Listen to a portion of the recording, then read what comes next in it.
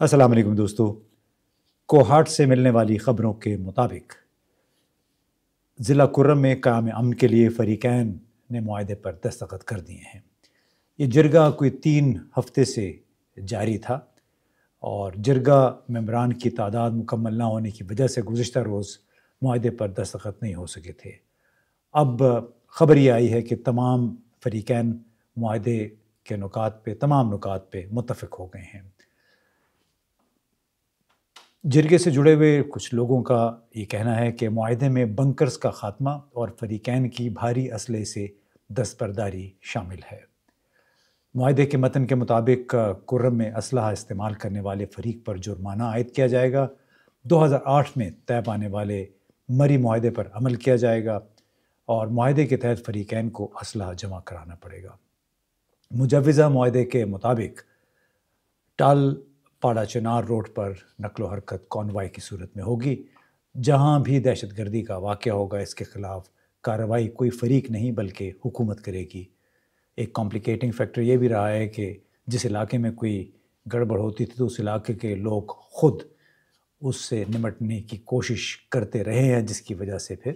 پیچیدگیاں پیدا ہوتی ہیں۔ اب جو تقریباً 80 دن سے 81 دن ہو گئے ہیں، یہ پاڑا چنار ٹل روڈ اور جو پشاور کوہاٹ جو رستہ ہے پاڑا چنار تک جاتا ہے وہ بند رہا ہے، یعنی وہاں سے اشیاء کی نقل و رسد جو ہے وہ تقریباً بند رہی اور حکومت نے خود اس روڈ پہ آمد و رفت بند کر دی تھی، کیونکہ ان کا یہ خیال تھا کہ اس سے مزید جانی نقصان ہو سکتا ہے۔ یہ جو تازہ ترین کرائسس تھا، بحران، اس کا آغاز 21 ستمبر کو ہوا، جس میں فائرنگ اور راکٹ حملے ہوئے۔ اس میں کوئی 45 افراد ہلاک اور درجنوں زخمی ہوئے۔ پھر 2 اکتوبر کو قبائل کے درمیان تصادم ہوا، اس میں کئی ہلاکتیں ہوئیں۔ 12 اکتوبر کو تشدد کی ایک نئی لہر پھوٹ پڑی جب مسافروں کو لے جانے والی ایک گاڑی پر حملہ ہوا، اس میں 16 افراد ہلاک ہوئے۔ 21 نومبر کو پھر سنی اکثریتی دیہاتوں کے قریب ہونے والے تازہ ترین حملوں نے ان امیدوں پر پانی پھیر دیا۔ اس میں بھی ہلاکتیں ہوئیں اور خاص طور پہ جو وہ لوگ نیم فوجی دستے جو قافلوں کی حفاظت کر رہے تھے ان کو بھی گھات لگا کر ان پہ حملہ کیا گیا۔ اب نومبر کے اوائل میں ہزاروں باشندوں نے پاڑا چنار سے امن کے لیے مارچ کیا۔ پاڑا چنار ایڈمنسٹریٹو ہیڈ کوارٹر ہے کرم کا، اور ٹال پاڑا چنار روڈ کو دوبارہ کھولنے کا مطالبہ کافی عرصے سے جاری تھا، بلکہ پشاور پریس کلب کے باہر آج تک کوئی 10واں دن تھا، ایک ہڑتالی کیمپ بھی چل رہا تھا، دھرنا دیا ہوا تھا کرم کے لوگوں نے کہ اس روڈ کو کھولا جائے۔ اب اس سے پہلے حکام نے 3 ہفتے میں 3 بار حفاظتی قافلے فراہم کرنے کا وعدہ بھی کیا تھا، لیکن جو ستمبر، اکتوبر، نومبر میں واقعات ہوئے اس کے بعد روڈ کو مکمل طور پہ بند کر دیا گیا تھا۔ اب ٹال پاڑا چنار روڈ ایک مرکزی شاہراہ ہے، ملک کے باقی حصوں سے پاڑا چنار کو ملاتی ہے، اور اس شاہراہ کو صدہ کے قریب سنی قبائل نے بلاک کر رکھا تھا کافی عرصے سے۔ یہ ایک سنی اکثریتی قصبہ ہے۔ اس کی وجہ سے کئی لوگ جو جن کو مجبوری تھی آنے جانے کی، وہ ایک متبادل روڈ استعمال کر رہے تھے۔ کوئی 14 کلومیٹر طویل اس کو ڈیفنس روڈ کہا جاتا ہے، ایک ناہموار پہاڑی درہ ہے جسے شیعہ قبائل نے برسوں پہلے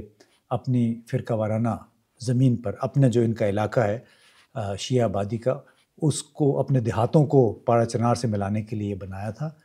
اور اس وقت بھی سنی قبائل نے یہ پاڑا چنار روڈ کو بند کر دیا تھا۔ تو 2007 کے تشدد کے واقعات کے بعد یہ پھر انہوں نے یہ ڈیفنس روڈ بنائی، اور سفر اس میں بڑا لمبا ہے چونکہ یہ ناہموار اونچائی پہ واقع روڈ ہے، جو آدھے گھنٹے کا سفر ہے 2.5-3 گھنٹے میں طے ہوتا ہے۔ اب جو تازہ ترین معاہدہ ہوا ہے یہ کوئی نئی بات نہیں ہے۔ 2024 یعنی دسمبر 2024 سے پہلے بھی امن معاہدے ہوئے۔ اکتوبر 2008 میں ایک مری معاہدہ ہوا تھا، اس کے بعد پھر فروری 2011 میں ایک اور امن معاہدہ ہوا۔ ان کی مدد سے کچھ استحکام تو آیا مقامی صورتحال میں، سڑکوں کو جزوی طور پر کھولا بھی گیا، تاہم وقتاً فوقتاً جھڑپیں اور قبائلی تصادم جاری رہے۔ اب بہت سارے لوگ ہیں ان کو معلوم نہیں ہے کہ کرم کا تنازع ہے کیا، تو ہم نے سوچا کہ کیوں نہ اس ویڈیو کے ذریعے آپ کو ذرا سی وضاحت کر دیں سرسری سی کہ کرم کانفلکٹ، شیعہ سنی کانفلکٹ ہے کیا۔ یہ افغانستان میں بالکل ایک طوطے کی چونچ کی طرح اس کی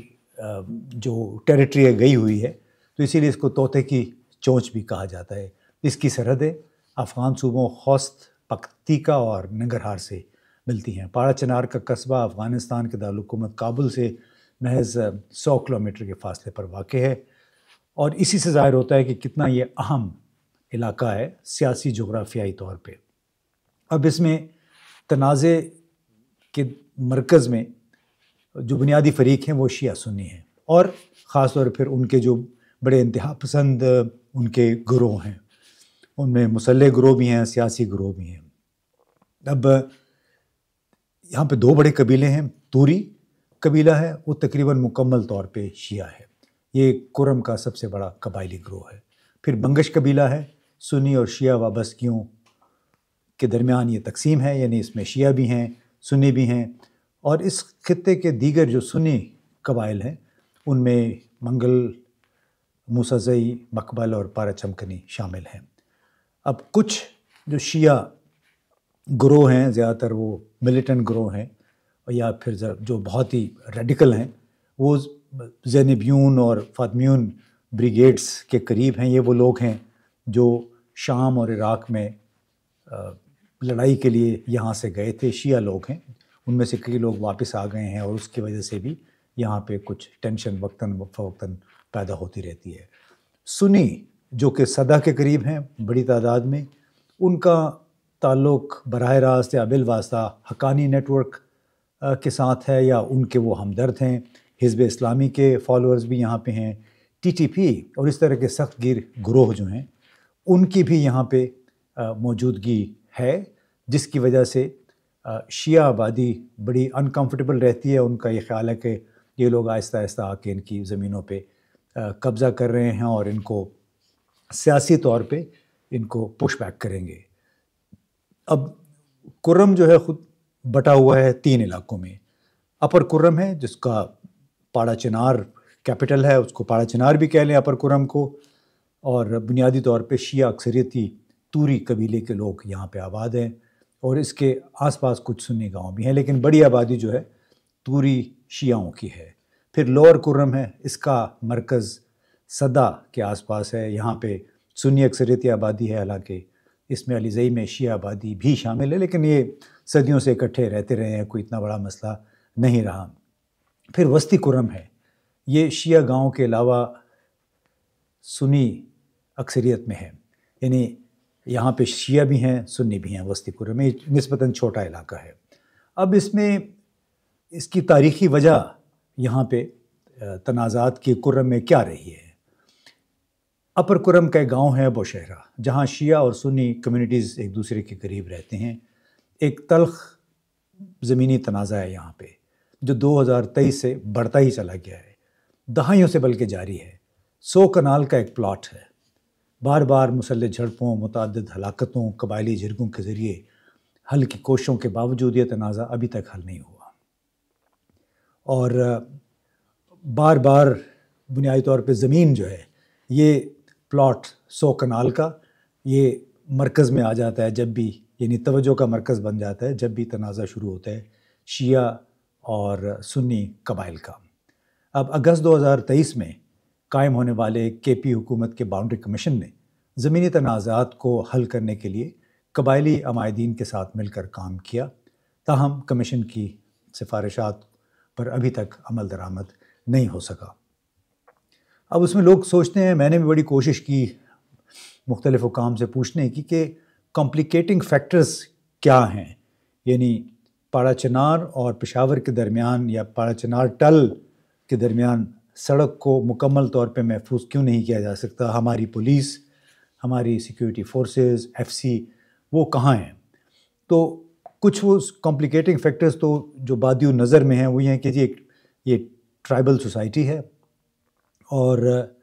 ریٹ حکومت کی یہاں پہ بڑی کمزور ہے، کیونکہ یہ سارا علاقہ اول تو شیعہ سنی اور پھر قبائل میں بٹا ہوا ہے، اور اس کے ساتھ ساتھ انہی قبائل کے ایک دوسرے کے بارے میں تحفظات کی وجہ سے ہمیں یہ بتایا کہ کم از کم 2000 بنکرز ہیں اس علاقے میں، یعنی سب نے اپنی اپنی حفاظت کے لیے اپنے علاقوں میں بنکرز بنائے ہوئے ہیں جہاں سے چھپ کے پھر گھات لگاتے ہیں، اپنے گاؤں کی حفاظت بھی کرتے ہیں۔ درجنوں مسلح گروہ یہاں پہ موجود ہیں، اور وہ بھی کئی لوگ تو کہتے ہیں کہ ہم اپنے گاؤں کے دفاع کے لیے ہم نے یہ لشکر بنائے ہوئے ہیں۔ ان کے پاس راکٹ لانچرز بھی ہیں، راکٹ پروپیلڈ گرینیڈز بھی ہیں، طیارہ شکن توپیں بھی ہیں، بھاری توپ خانے کے گولے بھی ہیں، معلوم نہیں کس قسم کا کیسا کیسا اسلحہ جو ہے ان کے پاس پہنچا ہوا ہے۔ کچھ افغانستان سے بھی اسلحہ آتا ہے، خاص طور پہ وہ لوگ، وہ عسکریت پسند جو کہ پاکستان اور افغانستان کے درمیان آج آ رہے ہیں، اس میں ٹی ٹی پی بھی شامل ہے، اس میں آر آر الہند بھی شامل ہے، اس میں اور بہت سارے ایسے گروہ شامل ہیں جو دونوں سرحد کے آر پار آتے جاتے رہتے ہیں۔ اب ایک بڑا فیکٹر جو ہے کہ اس وقت بھی کوئی کم از کم 8 بڑے پرتشدد زمینی تنازعات چل رہے ہیں۔ ایک تو ہم نے بتایا آپ کو کہ ایک 100 کنال کا پلاٹ ہے جو اس وقت تنازع کا سبب بنا ہوا ہے، اور اس کے علاوہ پھر یہ فیکٹرز ہیں، اور ایک گزشتہ 3-4 برسوں میں جو اضافی فیکٹر پیچیدگی کا جو باعث بنا ہے یا تنازعات کو بڑھانے کا، وہ سوشل میڈیا ہے۔ ہمیں بتایا گیا ہے کہ سوشل میڈیا کے ذریعے ہوتا یہ ہے کہ جب بھی کہیں معمولی سی کہیں کھٹ پٹ ہوتی ہے، گڑبڑ ہو جاتی ہے، تو واٹس ایپ کے ذریعے، فیس بک کے ذریعے لوگ آپس میں پیغام رسانی شروع کر دیتے ہیں، اور اس کے نتیجے میں آدھے گھنٹے کے اندر اندر ہزاروں مسلح افراد کا لشکر جو ہے اکٹھا ہو جاتا ہے، اور وہ جہاں بھی انہیں جانا ہوتا ہے، کوئی کارروائی کرنی ہوتی ہے، اس کے لیے وہ آمادہ رہتے ہیں۔ تو یہ ایک بہت بڑی اس وقت کمپلیکیٹنگ سچویشن ہے کہ، اور اسی وجہ سے جو 3 ہفتے سے جرگہ جاری تھا وہ فیصلہ بھی نہیں ہو پا رہا تھا، کیونکہ حکومت کی یہ بڑی شدید خواہش تھی کہ امن اگر ہم قائم کرتے ہیں تو وہ پرامن ذرائع سے ہونا چاہیے، اس کے لیے طاقت کا استعمال نہیں کرنا، کیونکہ طاقت اگر استعمال ہو تو ظاہر ہے اس کے جواب میں بھی طاقت آ سکتی ہے، اور اس کا کسی کو فائدہ نہیں ہے۔ اور اسی لیے بار بار حکومت اپیل کر رہی تھی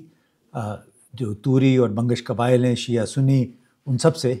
کہ خدا کے لیے آپ اپنے ہتھیار پھینک دیں، بنکرز اپنے ختم کر دیں، اور اس علاقے کی حفاظت کی ذمہ داری جو ہے وہ آپ حکومت کو، سیکیورٹی فورسز کے حوالے کر دیں، تاکہ کسی کی کوئی ذمہ داری پھر نہ ہو جب کوئی ناخوشگوار واقعہ ہو جاتا ہے۔ اب ہماری جب بات ہوئی کچھ حکام سے تو انہوں نے بار یہی کہا کہ متحارب دھڑوں کو ہتھیار ڈالنے پر آمادہ ہونا پڑے گا، اور مسئلہ یہ ہے کہ تمام متحارب دھڑے خود کو بے قصور اور مظلوم کے طور پہ پیش کرتے ہیں، یعنی ایک ایسا بیانیہ انہوں نے بنایا ہوا کہ ہمارے ساتھ زیادتی ہو گئی ہے۔ انہوں کا یہ بھی کہنا تھا کہ جامع امن معاہدے کے بغیر پشاور کوہاٹ ٹال سدا پاڑا چنار سڑک نہیں کھولی جا سکتی، کیونکہ یہ ایک احتیاطی قدم ہے، مزید جانیں ہم نہیں گنوا سکتے، اور جب تک متحارب دھڑے اس بات کی ضمانت نہیں دیتے کہ امن ہوگا اور وہ ہتھیار پھینک دیں گے، بنکرز ختم کر دیے جائیں گے، اس وقت تک سڑک بھی نہیں کھولی جائے گی۔ ظاہر ہے اس کی وجہ سے بگن کے علاقے میں، صدہ کے علاقے میں، پھر پاڑا چنار کے علاقے میں کافی مسائل پیدا ہوئے، اشیاء خوراک کی کمی بھی ہوئی، ادویات کا مسئلہ ہوا۔ زندگی جاری ہے، ہیلی کاپٹر کے ذریعے صوبائی حکومت نے ادویات بھی پہنچائیں، ضروری خوراک بھی پہنچائی، لیکن ظاہر ہے اس کے باوجود مسائل، وہ تمام ہیلی کاپٹر کے ذریعے تو آپ تمام آبادی کی ضروریات کو نہیں پورا کر سکتے۔ ایک لحاظ سے کسی حد تک نارمل زندگی چل رہی ہے، لیکن یہ ایک ہنگامی صورتحال تھی جو آج معاہدہ ہونے تک تھی۔ اب دیکھنا یہ کہ یہ کب معاہدے پہ عمل درآمد کب ہوتا ہے، اور اسلحہ کب حوالے کیا جاتا ہے حکومت کے، بنکرز کب ختم ہوتے ہیں، اور کب سیکیورٹی فورسز کو ان علاقوں میں آنے کی اور حفاظت کی، سیکیورٹی کی ذمہ داری سنبھالنے کی اجازت دی جاتی ہے، کیونکہ یہ ایک ایسے علاقے ہیں جس کو آپ کہہ سکتے ہیں کہ یہاں پہ حکومت کی ریٹ بہت کمزور ہے، اور حکومت کی جب ریٹ کمزور ہو، جو کہ قبائلی علاقوں میں رہی ہے ابتدائی سے، کیونکہ یہ وہ علاقے ہیں جہاں سے افغانستان کے جہاد کے دوران، پھر وار آن ٹیرر کے دوران آمد و رفت کا سلسلہ جاری رہا ہے۔ اس میں ٹی پی بھی ہے، حقانی نیٹ ورک کے لوگ بھی ہیں، حقانی نیٹ ورک سے جڑے وہ انتہا پسند گروہ جو پاکستان کے اندر بھی تھے، جن میں سے کئی پہ پابندی لگ چکی ہے، وہ بھی انہی راستوں سے آتے جاتے تھے افغانستان۔ تو اب سوال یہ ہے کہ اگر یہ امن معاہدہ اب ہو گیا ہے، اس پہ عمل درآمد بھی ہو جاتا ہے، تو آیا اس کے ذریعے امن کی راہ، مستقل امن کی راہ، اور جو یہاں سے اسلحے کا استعمال ہے، اس طرح جو قبائلی جنگیں ہیں، کیا وہ ختم ہو پائیں گی؟ کیا جو افغانستان کو آنے جانے والے عسکریت پسند ہیں ان کی آمد و رفت رک پائے گی؟ بہت بڑا چیلنج ہے پاکستان کی اتھارٹیز کے لیے، پاکستان کی سیکیورٹی فورسز کے لیے، اور اب دیکھنا یہ ہے کہ اس معاہدے کے نتیجے میں کوئی مستقل دائمی حل اس علاقے کے عوام کے لیے کوئی ریلیف پیدا ہوتی ہے